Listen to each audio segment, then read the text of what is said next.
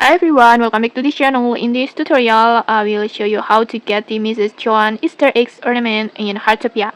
So right now in Heartopia, there's a new event that called Wonder Egg Hunt, and in here you can collect special Easter eggs from different NPC around the central square. And one of them is Mrs. Joan Easter Egg Ornament.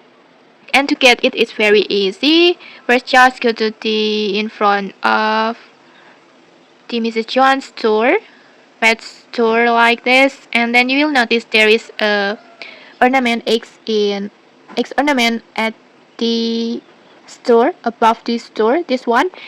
So just open your camera, and then in here you will see the Mrs. Joan Easter eggs ornament like this.